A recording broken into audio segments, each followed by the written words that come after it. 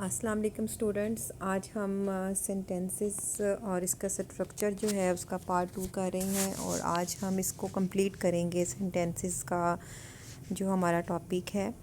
और इससे आपको काफ़ी आइडिया हो जाएगा कि सेंटेंसेस की कंप्लीट टाइप्स का। यानी कि प्रीवियसली हमने जैसे सेंटेंसेस की जो टाइप्स की थी उनको उसमें हमने कंपाउंड सेंटेंसेस किए थे, कॉम्प्लेक्स सेंटेंसेस किए थे। तो आज हम जो है वो सेंटेंसेस जो हैं उसकी जो बाकी टाइप्स हैं उसमें डेक्लेरेटिव सेंटेंसेस करेंगे। डेक्लेरेटिव सेंटेंसेस को नेगेटिव सेंटेंसेस भी आप कह सकते हैं कि जिसमें कोई डिक्लेरेशन होती है, कोई बात डिक्लेयर की जाती है या कोई स्टेटमेंट दी जाती है। देन हम इंटेरोगेटिव सेंटेंसेस करेंगे। हम कंडीशनल सेंटेंसेस पे बात करेंगे। कंडीशनल में फिर उसकी कुछ टाइप्स हैं, फर्स्ट कंडीशनल, थर्ड कंडीशनल और मिक्स कंडीशनल। तो इसको आपने केयरफुली करना है इस टॉपिक को, ताकि आपका सेंटेंसेस का जो कंटेंट है वो अच्छी तरह से कवर हो जाए और आप आगे जब कॉम्प्रिहेंशन में या कॉम्पोजिशन जब हम करेंगे, यानी हम जब पैराग्राफ राइटिंग की तरफ जाएंगे और उसको हम ज़्यादा प्रैक्टिस करेंगे तो आपको आइडिया हो कि आप कौन से सेंटेंसेस बना रहे हैं।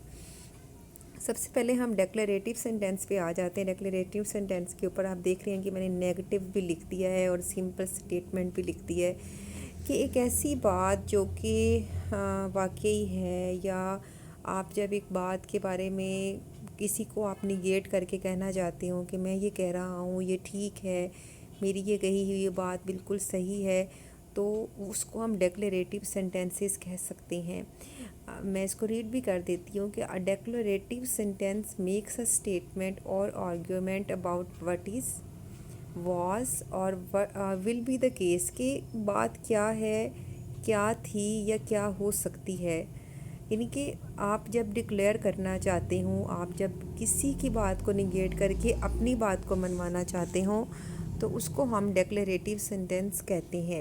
It talks about that which is asserted to be true, यानी कि आप जो कहना चाह रहे हैं किसी और को निगेट करके आप जो अपनी बात कर रहे हैं वो ट्रू है, तो उसको हम डेक्लेरेटिव सेंटेंसेस कहते हैं। यानी ऐसा सेंटेंस जिसमें आप कोई स्टेटमेंट देते हैं, कोई असर्शन करते हैं या कोई बात आप अपनी डिक्लेयर करते हैं या आप कोई बात अपनी ऑथेंटिक करते हैं, उसको हम डेक्लेरेटिव सेंटेंसेस कहते हैं। इसकी हम आगे एग्जांपल्स भी करेंगे और इससे भी आपको आइडिया हो जाएगा। हम ये भी कह सकते हैं कि जो एक्सक्लेमेटरी सेंटेंसेस होते हैं उनके आगे एक्सक्लेमेशन मार्क होता है, आपको पता है। ये हमने पार्ट्स ऑफ स्पीच में भी किया था, इंटरजेक्शंस जब हमने किए थे। तो हम ये कह सकते हैं कि डेक्लेरेटिव सेंटेंसेस जो हैं वो मोस्टली लाइक जो हैं वो इंटरजेक्शंस या एक्सक्लेमेटरी सेंटेंस की तरह होते हैं, क्योंकि उसमें भी एक स्टेटमेंट दी जाती है ना कि hurrah I have one the match, और इस तरह से। तो इसमें भी एक डेक्लेरेशन दी जाती है। It also make statements about what is not, was not or will not be the case, usually known as negative. ये ऐसे सेंटेंसेस होते हैं, जैसे मैंने आपको पहले भी बताया स्टार्ट में, कि ऐसे सेंटेंसेस जिसमें आप कहते हैं कि ऐसा नहीं है, ऐसा नहीं हुआ था, ऐसा नहीं हो सकता या ऐसा नहीं होगा। यानी कि जब आप निगेट करके अपनी बात करते हैं तो इसको हम डेक्लेरेटिव सेंटेंसेस कहते हैं। यानी कि एक नेगेटिव सेंटेंस को हम डेक्लेरेटिव सेंटेंस भी कह सकते हैं।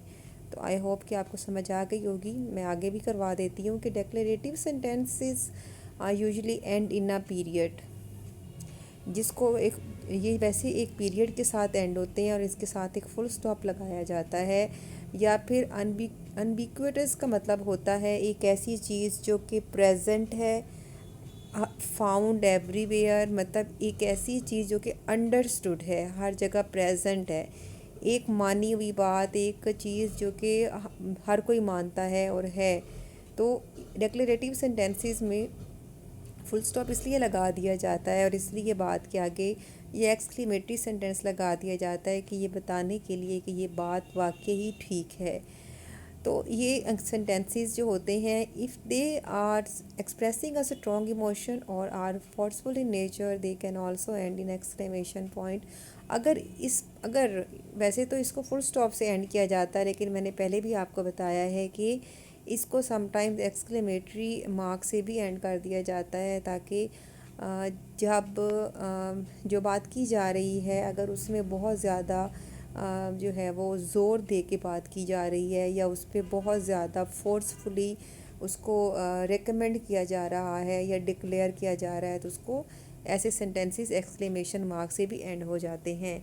In which case they are sometimes refer to as exclamatory sentences. हम ये कह सकते हैं कि declarative sentences are also called or can also be called exclamatory sentences, क्योंकि डिक्लेरेटिव सेंटेंसेस में भी बात जो है वो डिक्लेयर की जाती है एक चीज़ को निगेट करके, और इसमें भी एक्सक्लेमेटरी सेंटेंसेस में भी एक्सक्लेमेशन के साथ एक बात जो है वो की जाती है। नेक्स्ट चलते हैं इसकी एग्जांपल्स की तरफ। मैं आगे भी करवा देती हूँ। This stand in contrast to interrogative sentences. तो अब आपको खुद ही आइडिया हो गया होगा कि डिक्लेरेटिव सेंटेंसेस को नेगेटिव सेंटेंसेस भी कह सकते हैं, और ये इन कंट्रास्ट मीन्स कंट्रास्ट का मतलब होता है ऑपोजिट होना। ये इंटेरोगेटिव सेंटेंसेस के ऑपोजिट होते हैं क्योंकि इंटेरोगेटिव सेंटेंसेस में क्वेश्चन पूछा जाता है और इनको एक क्वेश्चन मार्क के साथ एंड किया जाता है, और इनको इम्पेरेटिव सेंटेंसेस भी कहा जाता है, which are use to give orders, command and general instructions. अब हम एग्जांपल ज़रा करते हैं डिक्लेरेटिव सेंटेंसेस की। देखें आप ज़रा। Munir is going to receive his parcel the next month. अब इसमें बात डिक्लेयर की जा रही है कि मुनीर ने नेक्स्ट मंथ अपना पार्सल ले लेना है। एक स्टेटमेंट दी गई है, एक कन्फर्मेशन दी गई है कि मुनीर जो है वो नेक्स्ट मंथ अपना पार्सल जो है वो ले लेगा। तो ये सेंटेंस जो है ये डिक्लेरेटिव सेंटेंस कहलाएगा। They are doing their best to get through the exams. वो एग्ज़ाम्स में पास होने के लिए सब कुछ कर रहे हैं। इसमें भी बात समझ में आ रही है। We will not take the wrong turn. हम गलत टर्न नहीं मुड़ेंगे। ये भी स्टेटमेंट है, डेक्लेरेशन है ना डेक्लेरेशन कि हम अगर गलत मुड़ेंगे तो ज़ाहिर ऑब्वियसली इसके आउटकम्स गलत हो सकते हैं। इसी तरह वो एग्ज़ाम्स के लिए मेहनत कर रहे हैं। Ahmed has not sold his mobile at low price. तो इसमें एक बात जो है वो ऑथेंटिक, क्लियर और डिक्लेरेटिव वे में की गई है, जिसमें हमें सारा एक कंप्लीट डिटेल्स दे दी गई हैं। इसलिए इसको हम डिक्लेरेटिव सेंटेंसेस कहेंगे, और इनको हम नेगेटिव सेंटेंसेस भी कह सकते हैं। आगे आ जाते हैं interrogative. Very easy interrogative sentences ऐसे सेंटेंसेस होते हैं जो कि सिंपली जिनको हम कहते हैं क्वेश्चन। एक ऐसा सेंटेंस जो कि कोई एक क्वेश्चन जिसके अंदर पूछा गया हो। That we use it when we interrogate someone for information, कि हमें अगर किसी से इंफॉर्मेशन चाहिए या अगर हम किसी से कुछ पूछना चाहते हैं, तो अगर हम कोई क्वेश्चन पूछना चाहते हैं तो वो उसके लिए हम कौन सा सेंटेंस यूज़ करेंगे? Interrogative sentence. इंटेरोगेटिव सेंटेंस हमेशा क्वेश्चन मार्क के साथ एंड होते हैं और बहुत ही इजी हैं। आप देख रहे हैं कि are you sleepy, are you hungry, where are you going. तो ये सब जो हैं, will she be coming to the party later. तो ये सब जो है ये सब इंटेरोगेटिव सेंटेंसेस कहलाते हैं, यानी ऐसे सेंटेंसेस जिसके अंदर कोई क्वेश्चन पूछा जाए ताकि आपको उसका आंसर मिल सके, जिसके बारे में आप क्लियर नहीं हो, तो उसको आप इंटेरोगेटिव सेंटेंसेस कहेंगे। देन आ जाते हैं कंडीशनल सेंटेंसेस। कंडीशनल सेंटेंसेस के आगे हम टाइप्स भी करेंगे। बहुत इजी है, टफ नहीं है। यानी कि एक ऐसा सेंटेंस जिसके अंदर कोई ना कोई कंडीशन लगाई गई हो, ठीक है। यानी कि एक ऐसा मूड हो, एक ऐसा बिहेवियर हो जिसके अंदर हमें लगे कि अगर ऐसा होता तो ऐसा हो जाता। जैसे फॉर एग्ज़ाम्पल हम किसी की डेथ पे जाते हैं, या हम किसी के घर मिलने जाते हैं, या हम कहीं बाज़ार जाते हैं और हम कोई चीज़ लाते हैं तो हम कहते हैं अगर मैं उसके साथ जाती तो ये हो जाता, अगर मैं ये लेके आती तो ये हो जाता। तो ये जो कंडीशंस होती हैं ना आप जो हम लगाते हैं, इनको बेसिकली कंडीशनल सेंटेंसेस कहा जाता है। अब आपको बहुत अच्छी तरह आइडिया हो जाएगा कंडीशनल सेंटेंसेस कैसे आगे अपनी टाइप्स को चेंज करते हैं, अपनी कंडीशन को कैसे चेंज करते हैं। Conditional sentences are in the conditional mode, a sub category of subjunctive mode. Subjunctive mode का मतलब होता है एक ऐसी चीज़ जो कि आप विश कर रहे हो, आप चाहते हो कि ऐसा हो जाए, या एक आपका इमेजिन मूड हो। जैसे आप कहते हैं कि मैं अगर पढ़ता तो पास हो जाता, या अगर मैं आज पढ़ता, अगर मैं कल पढ़ता तो आज पास हो जाता, या अगर मैं पढ़ूँगा तो कल पास हो जाऊँगा। यानी आपकी एक विश है, आपकी एक इमेजिनेशन है, एक आपकी इमेजिनेटिव पावर है। आपको पता है कि अगर आप आज मेहनत करेंगे तो कल को आप कामयाब हो जाएंगे। तो इसको कंडीशन है ना कि अगर आप आज मेहनत करेंगे तो पास होंगे। तो ये इसलिए इनको कंडीशनल सेंटेंसेस कहा जाता है कि जिसके अंदर एक पार्ट में अगर इफ़ लगाया गया है तो नेक्स्ट में उसका रिज़ल्ट दिखाया जाता है कि अगर आप अब मेहनत करेंगे तो फिर आप पास हो जाएंगे, अगर आप अब मेहनत नहीं करेंगे तो पास नहीं होंगे। तो ऐसे सेंटेंसेस जो हैं वो इफ़ के साथ और इसके साथ कुड है, वुड है के साथ इसको कंप्लीट किया जाता है। और हर कंडीशन में ये अपनी जो है वो अपनी शक्ल बदलते हैं ये सेंटेंसेस। तो सब्जंक्टिव मूड का मतलब होता है एक ऐसा मूड जिसमें आप विश कर रहे हो, जिसमें आपकी कोई ख्वाहिश हो, which is use for hypothetical scenario. Hypothesis का मतलब होता है सपोज करना, इरादा करना, ख्वाहिश करना। एक ऐसी चीज़ जो कि सच में नहीं है लेकिन आप चाहते हैं कि वो आपको मिल जाए। यानी आप चाहते हैं कि आप 100% मार्क्स ले लें, तो उसके लिए आपको आज मेहनत करनी होगी ना। तो ये हाइपोथेसिस है आपका कि अगर मैं आज जो है वो मेहनत कर लूँगा तो कल मैं एक अच्छे मार्क्स के साथ पास हो जाऊँगा। तो ये हाइपोथेसिस है, यानी एक ऐसी चीज़ जो कि सपोजिशन पे बेस्ड हो, जो कि आपकी ख्वाहिश हो कि आप ये कर लेंगे। That are dependent on a certain condition और कंडीशंस। तो ऐसे हाइपोथेसिस, ऐसे ही आपकी ख्वाहिशात, आपके इरादे जो कि आप एक कंडीशन या कई कंडीशन इस पे बेस करते हों, उनको कंडीशनल सेंटेंसेस कहते हैं। इनको मैंने अब अच्छी तरह से आपको करवा दिया है। और इसके अंदर इन ऐसे सेंटेंसेस को बनाने के लिए इफ़ का यूज़ किया जाता है। वर्ड इफ़, अगर, मतलब अगर मैं ये करता तो मैं ये हो जाता। Using if to identify the condition that must be met, यानी कि इफ़ का यूज़ सेंटेंस के फर्स्ट पार्ट में किया जाता है ताकि नेक्स्ट पार्ट में जब उसका रिज़ल्ट दिया जाए, यानी कि अगर मैं अभी मेहनत करूँगा तो पास हो जाऊँगा, तो इसलिए इफ़ का यूज़ इन सेंटेंसेस में किया जाता है। और इसकी 4 कैटेगरीज़ हैं जो कि बिल्कुल वेरी करती हैं, डिफरेंट हैं, स्ट्रक्चर के लिहाज से भी और मीनिंग के लिहाज से भी। हमने टेंसेस की जब रिवीजन की थी, सारे हमने सेंटेंसेस का जब स्ट्रक्चर बनाया और हमने उसकी रिवीजन की थी, और मैंने आपसे कहा था कि जो सेंटेंसेस रह गए हैं उनको आप घर पे प्रैक्टिस करें। आपको आइडिया हो जाएगा किस तरह सेंटेंसेस के ज़रिए किस तरह टेंसेस, हमने टेंसेस की रिवीजन की थी और मैंने आपसे कहा था कि टेंसेस को रिवाइज़ करें। अब आप देखेंगे कि टेंसेस कैसे सेंटेंसेस के मीनिंग्स को चेंज करते हैं, कि कंडीशनल सेंटेंसेस को टेंस की जो कंडीशन है वो कैसे इनकी कंडीशन को चेंज करती है। सबसे पहले आ जाता है ज़ीरो कंडीशनल, मैंने ऊपर लिख भी दिया है। ज़ीरो कंडीशनल सेंटेंसेस में इफ़ के साथ प्रेजेंट सिंपल प्रेजेंट टेंस लगाया जाता है, जिसकी हमने बहुत ज़्यादा प्रैक्टिस भी की थी क्लास में। A zero conditional sentence uses the present simple tense to talk about what is always और जनरली ट्रू। मैंने आपको पहले बताया था कि सिंपल प्रेजेंट टेंस का मतलब होता है कि इसको इंडेफिनेट सेंटेंस भी कहा जाता है। इसलिए कहा जाता है क्योंकि इसका मतलब होता है कि एक ऐसी चीज़ जो कि डेफिनेट है। वो खाना खाता है, पढ़ता है, सोता है, ठीक है, इसमें हमें पता है कि ये काम सब करते हैं और ये डेफिनेट सी बात है, इसलिए इसको सिंपल टेंस के साथ इंडेफिनेट भी कहा जाता है कि एक ऐसी चीज़ जो कि वाकई इंडेफिनेट है, आप करते हैं। तो ज़ीरो कंडीशनल सेंटेंसेस के अंदर जब सेंटेंस बनाया जाता है, कंडीशनल सेंटेंस बनाया जाता है, तो इसको ज़ीरो कंडीशन इसलिए की जाती है क्योंकि इसके अंदर इफ़ के साथ सिर्फ सिंपल प्रेजेंट टेंस का यूज़ होता है।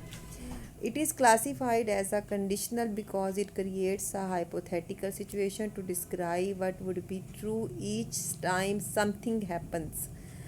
ठीक है, ये इसको ज़ीरो कंडीशनल इसलिए कहा जाता है वो कि इसके साथ जब प्रेजेंट टेंस का यूज़ किया जाता है तो हमें पता है कि ये चीज़ वाकई होती है।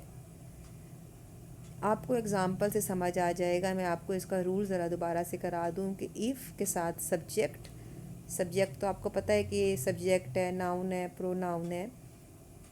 सब्जेक्ट इफ़ पहले लगाया जाता है, देन आप subject he, she, it, you, वो जो भी है उसके साथ आप सिंपल प्रेजेंट टेंस का प्रेडिकेट वर्ब लगाते हैं। फिर आप सब्जेक्ट और फिर प्रेजेंट टेंस जो मेन वर्ब का है वो लगाते हैं। यानी कि इस कंडीशनल सेंटेंसेस के 2 पार्ट्स होते हैं। तो इस सेंटेंस में आप क्या करेंगे, आप इफ़ के साथ सिंपल प्रेजेंट टेंस लगाएंगे।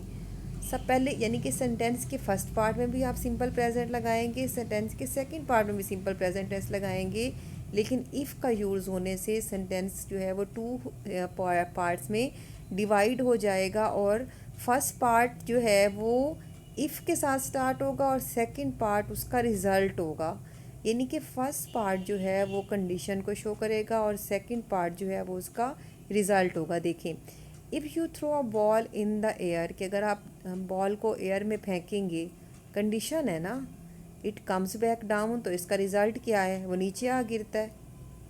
तो ये ज़ीरो कंडीशनल इसलिए इसको कहा जाता है क्योंकि ये सब मानते हैं कि वाकई अगर आप छत आसमान की तरफ बॉल को फेंकेंगे तो वो नीचे ही आएगी।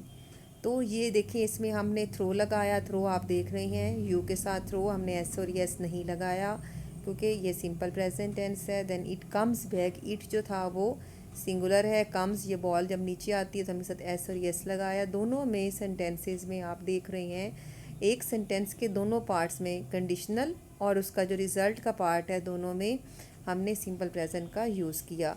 नीचे देखिए ब्रैकेट में उन्होंने बताया भी है कि ऑलवेज ट्रू, ये सच्ची बात है कि ball comes back down every time you throw it in the air, कि जब भी आप बॉल को ऊपर फेंकेंगे वो नीचे ही आएगी। ज़ाहिर और कहाँ जाएगी, चाहे आप उसको कैच करें या नहीं करें वो आएगी तो नीचे ही ना। देन नेक्स्ट सेंटेंस देखें कि if we get up early we always go jogging, कि अगर हम जल्दी उठते हैं तो हम जॉगिंग पर जाते हैं, हमेशा जाते हैं। अगर हम नहीं उठेंगे तो नहीं, कंडीशन है ना कि सबसे पहले आपको क्या करना है कि आपको जल्दी उठना है और उसका रिज़ल्ट क्या होगा, वो ऑलवेज गो जॉगिंग, तो हम जॉगिंग पे जाते हैं। जल्दी उठेंगे तो जाएंगे ना, सोए रहेंगे तो आप नहीं जाएंगे। तो generally true, we jog every time we get up early, हम हमेशा तब ही जॉगिंग कर सकते हैं जब हम सुबह जल्दी उठ जाते हैं। तो इसलिए इनको ज़ीरो कंडीशनल कहा जाता है क्योंकि इसमें हम इफ़ के साथ प्रेजेंट सिंपल प्रेजेंट या प्रेजेंट इंडेफिनिट टेंस लगाते हैं। ज़ीरो कंडीशनल सेंटेंसेस कहलाते हैं। कंडीशनल सेंटेंसेस मीन कि एक ऐसा सेंटेंस जिसके फर्स्ट पार्ट में कंडीशन हो और सेकंड में उसका रिज़ल्ट हो। और ज़ीरो कंडीशनल सेंटेंसेस में फ़र्स्ट पार्ट और सेकंड पार्ट में हमने देखा कि हमने सिंपल प्रेजेंट टेंस लगाया और फर्स्ट पार्ट जब हमने सेंटेंस का बनाया तो उसमें हमने इफ़ के साथ प्रेजेंट टेंस लगाया और साथ ही जब हमने उसका रिज़ल्ट निकाला यानी उस सेंटेंस का जब रिज़ल्ट लगाया कंडीशनल से, उसकी जब हमने कंडीशन के साथ उसकी रिज़ल्ट उसका हमने जब शो किया तो भी हमने सिंपल प्रेजेंट टेंस का जो है वो प्रेडिकेट या वर्ब यूज़ किया। देन आ जाते हैं फर्स्ट कंडीशनल, बहुत इजी है। फर्स्ट कंडीशन में हम इफ़ के साथ सिंपल प्रेजेंट टेंस के साथ विल लगाते हैं। विल के साथ आपको पता ही है कि विल के साथ भी आप जो है वो वर्ड की फर्स्ट फॉर्म ही यूज़ करते हैं। तो फर्स्ट कंडीशनल सेंटेंसेस में हम इफ़ सिंपल प्रेजेंट के साथ विल भी लगाते हैं, यानी कि विल और वर्ब की फर्स्ट फॉर्म लगाते हैं। इसमें हमने क्या ऐड कर दिया, इफ़ और सिंपल प्रेजेंट तो है लेकिन इसके साथ विल भी लग गया है। तो फर्स्ट कंडीशनल सेंटेंसेस ये सिमिलर है in structure to zero conditional, वो still use if plus present simple tense to create the condition. लेकिन जब हमने इसको रिज़ल्ट में जाना है, except that we now use the future simple tense, लेकिन जब हम रिज़ल्ट की तरफ जाएंगे तो हम फिर फ्यूचर सिंपल टेंस की तरफ चले जाएंगे, यानी कि विल प्लस बेयर इन्फिनेटिव, यानी कि विल के साथ जो विल के साथ फर्स्ट फॉर्म ऑफ वर्ब आती है टू डिस्क्राइब अ प्रोबेबल कि ऐसा हो सकता है या हो सकता था, ताकि हम रिज़ल्ट ऑफ द कंडीशन बता सकें। यानी कि सेंटेंस का जो कंडीशन है वो बताएगा इफ़ और सिंपल प्रेजेंट, और उसका जो रिज़ल्ट है वो कौन बताएगा, विल और उसका साथ उसकी फर्स्ट फॉर्म ऑफ वर्ब। जैसे देखें example, if I see him, अगर मैं उसको देखती हूँ, आई विल टेल हिम, तो मैं उनको बताऊँगी। देखें आप इस सेंटेंस में देखें कि if simple present first part में और इफ़ लगाया गया है, कॉमा लगा के सेकंड पार्ट में जो उसकी कंडीशन रिज़ल्ट लगाया गया है उसमें विल लगाया गया है। और विल के साथ आपको पता ही है कि फ़र्स्ट फॉर्म ऑफ वर्ब लगती है, टेल लगाया गया है। तो इफ़ आई सी हिम, कि अगर मैं उसको देखती हूँ, देखिए कंडीशन है ना, आई विल टेल हिम, तो then I will be able to tell about that person. तो आप देख लें कि इसमें कितनी जो है वो बड़ी अच्छी कंडीशन, बड़ी अच्छी शो की गई है, इसलिए इसको फर्स्ट कंडीशनल सेंटेंसेस कहते हैं, क्योंकि इसके अंदर सेंटेंस की कंडीशनल वाले पार्ट में इफ़ के साथ सिंपल प्रेजेंट लगाते हैं, लेकिन जब इसका रिज़ल्ट शो करना होता है तो विल के साथ विल या फिर आप यूँ कह लें कि सिंपल फ्यूचर टेंस लगा दिया जाता है। If I win the lottery I will buy a new house.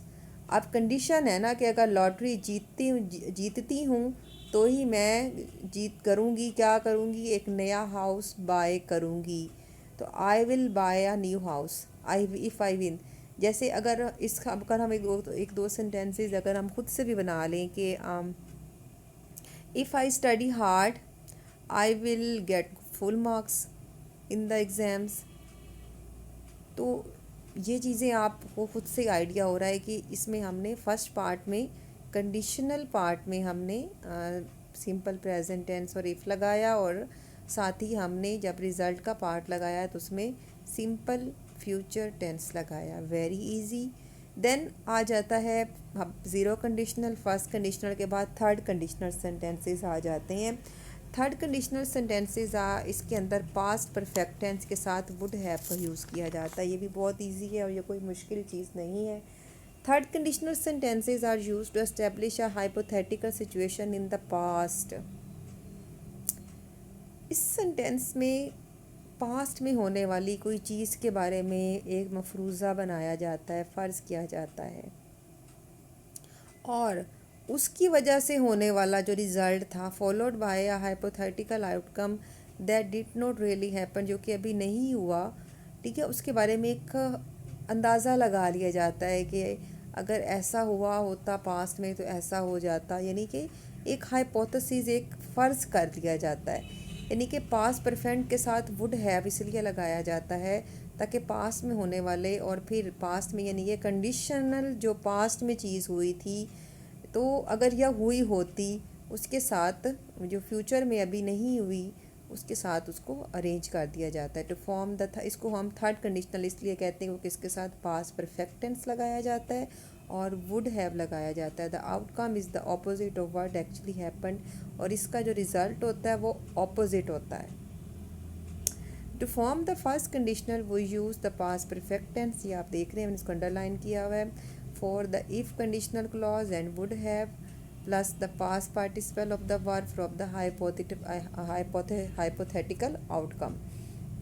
जैसे आप इसकी एग्जांपल देख लें, for example if I had been more prepared, past perfect tense है ना, हैड बीन, हैड और हमें third form of verb use की थी, तो वैसे तो ठीक है, बीन जो है वो आप पास्ट परफेक्ट कॉन्टीन्यूस में लगाते हैं, लेकिन इसको हम पास्ट परफेक्ट सेंटेंस कंसीडर कर लेते हैं कि if I had been more prepared, अगर मैंने बहुत ज़्यादा तैयारी की हो, मतलब कर चुकी थी होती या मैंने की थी, अगर मैंने पास्ट में बहुत ज़्यादा अच्छे तरीके से पढ़ा होता, I would have pass the test, तो मैं ये टेस्ट पास कर चुका होता। यानी कि पास्ट में की जाने वाली गलती प्रेजेंट में उसका इफ़ेक्ट दिखा रही है कि पास्ट परफेक्ट के एक काम जो कि आपने पास्ट में परफेक्ट कर लिया, यानी कि आप वो पास्ट में कर चुके हैं वो काम, कि if I had been more prepared,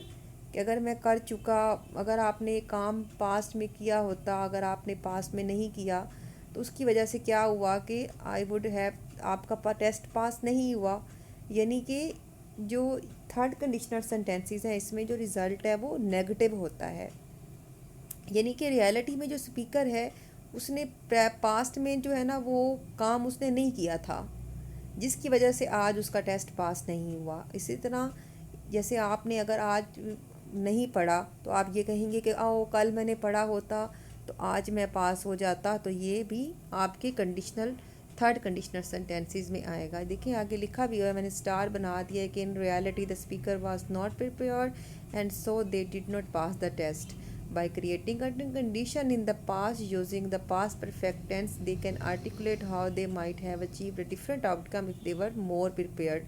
तो इसलिए पास्ट परफेक्ट टेंस इसलिए लगाया जाता है कि अगर आपने पास्ट परफेक्ट टेंस अगर आपने पढ़ा होता तो ज़ाहिर है फिर उसके आउटकम्स और होते ना, तो इसलिए पास्ट परफेक्ट टेंस इसलिए लगाया गया कि एक काम हो चुका है, यानी पानी आपके हाथ से निकल चुका है, टाइम आपके हाथ से निकल चुका है, आप वो काम कर चुके हैं और अब उसका आउटकम जो है वो जब नेगेटिव आया है तो अब आप ये सोच रहे हैं कि ओह मैंने ये काम पहले किया था तो अब ये मेरे साथ ऐसा हो गया।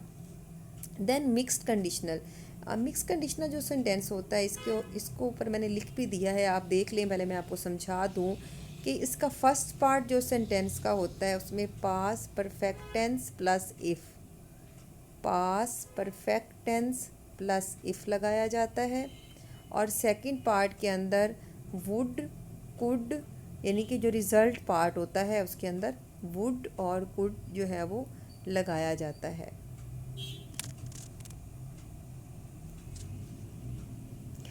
तो इसको हम चलते हैं आगे लेके कि a very commonly used fifth conditional is what's known as mix conditional which is cross between the third and the second. ये एक ऐसा मिक्स सेंटेंस होता है जिसको हम कह सकते हैं कि जो कि थर्ड कंडीशनल और सेकंड कंडीशनल को मिला के बनाया जाता है। There are two ways to form a mix conditional depending on meaning we wish to achieve. ठीक है, इसको हम अपने याद रखना है कि जो मिक्स कंडीशनल है उसके फर्स्ट पार्ट में पास परफेक्ट टेंस और इफ़ का यूज़ होता है और सेकंड पार्ट में वुड कुड जो कि एक उसका रिज़ल्ट पार्ट होता है उसके अंदर, यानी कंडीशनल पार्ट में आप पास परफेक्ट टेंस और इफ़ लगाते हैं और रिज़ल्ट पार्ट में आप वुड और कुड का इस्तेमाल करते हैं। There are two ways to form a mixed conditional depending on the meaning we wish to achieve. If it is being used to describe how an unreal situation in the past might have affected an unreal outcome in the present, we use the past perfect tense in the if conditional clause. And would could वही चीज़ें जो मैंने आपको बताई है कि एक ऐसा काम जो कि पास्ट में किया जा चुका था, यानी कि वो कम्प्लीटेड है और उसकी वजह से वुड और कुड लगा के उसका जो रिज़ल्ट है वो बताया जाता है। इफ़ आई हैड स्टडीड मोर, यानी कि आप पढ़ चुके थे, आपने वो काम कर चुका था। अगर मैंने ज़्यादा पढ़ा होता या मैं अगर पहले ज़्यादा पढ़ चुका था, आई वुड बी अ डॉक्टर, तो मैं आज एक डॉक्टर होता। ठीक है, यानी कि ये इसलिए इनको मिक्स कंडीशनल कहा जाता है क्योंकि ये सेकंड कंडीशनल और थर्ड कंडीशनल किसको मिक्स करके बनाए गए हैं। अब आप फर्स्ट पार्ट में देखें पास परफेक्ट टेंस के साथ इफ़ लगाया गया है और आगे वुड बी या could be, I could be a doctor या आई वुड बी, ये रिज़ल्ट है उसका। If I had been born in Italy I would be Italian, कि अगर मैं इटली में पैदा होता then I would be Italian, तो मैं जो है वो एक इटालियन होता। ठीक है, तो ये भी एक हम इसके फर्स्ट पार्ट में देख रहे हैं जो कि कंडीशनल पार्ट है। इसके अंदर हमने क्या देखा है, इसके अंदर यूज़ है पास्ट परफेक्ट टेंस का और साथ इसमें वुड लगा दिया गया है। तो ये आज हमने स्टूडेंट्स जो सेंटेंसेस किए हैं वो मिक्स सेंटेंसेस थे। देन हमने थर्ड कंडीशनल, फर्स्ट कंडीशनल और उसके बाद हमने zero conditional, conditional sentences, interrogative sentences and then declarative sentences किए। इनको अच्छी तरह आप रिवाइज़ करेंगे और आज आपका सेंटेंसेस का ये पार्ट कंप्लीट हो जाता है। जो नेक्स्ट आपका टॉपिक है वो मैं आपको करवाऊँगी कंबाइनिंग द सेंटेंसेस, वो हम इंशाल्लाह नेक्स्ट लेक्चर में करेंगे। Till then take care and अल्लाह हाफिज़।